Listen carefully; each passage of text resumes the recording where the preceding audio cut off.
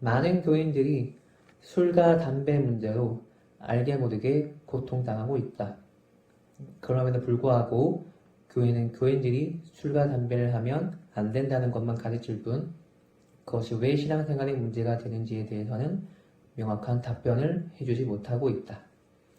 그렇기 때문에 교인들이 단호한 신앙적 결심으로 술과 담배를 끊지 못하고 엉거주춤한 자세로 흐리멍텅한 신앙생활을 하게 되는 것이다. 저자는 술과 담배의 문제는 과연 신앙적으로 문제가 되는가? 라고 질문을 던지고 있다. 저자는 술과 담배의 문제는 신앙적인 측면에서 접근하는 것보다 문화적인 측면에서 접근하는 것이 더 정확하다고 생각한다. 문화에 따라서 술과 담배가 신앙적으로 문제가 될 수도 있고 문제가 되지 않을 수도 있기 때문이다. 소구의 교회가 다 그런 것은 아니지만 소구의 교회 중에는 교인들이 술과 담배를 하는 것이 신앙적으로 문제가 되지 않는 교회가 많다. 그러나 우리 한국의 문화는 그렇지 않다. 우리 한국의 문화는 술과 담배를 하는 것이 신앙적으로 문제가 되는 문화이다. 문화는 옳고 그른 것의 문제가 아니다.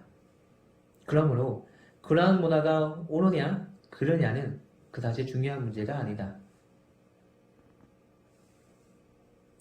한국에서는 기독교인이 술과 담배를 한다고 하면 예수를 엉터리로 믿거나 조금 타락한 교인으로 인식한다. 그것이 우리 한국의 문화이다.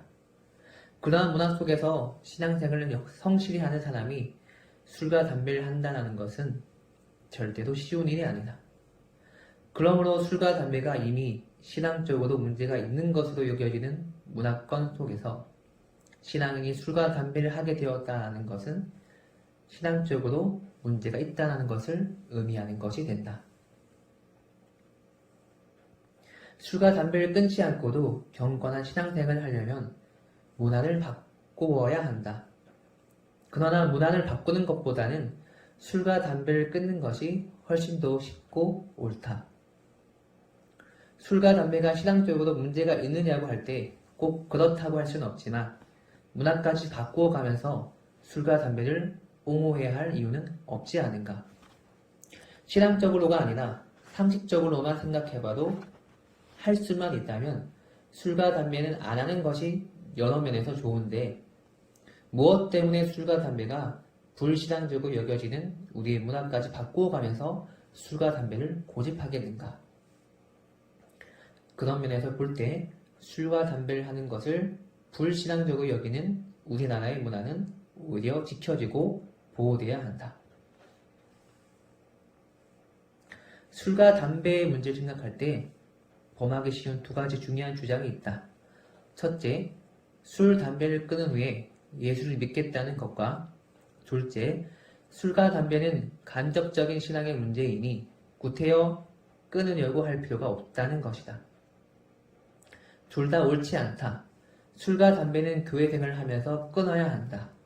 그리고 술과 담배는 문화적인 문제이지만 결국은 신앙의 문제까지 영향을 끼친다는 것을 알고 멀리 해야 한다. 또한 이미 손을 대었다면 끊어야 한다는 것이다.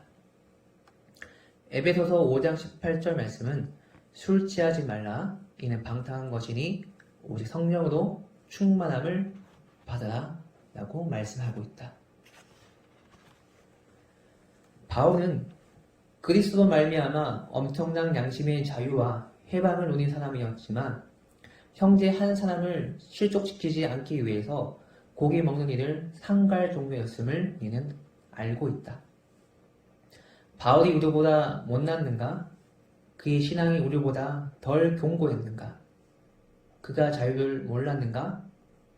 아니다.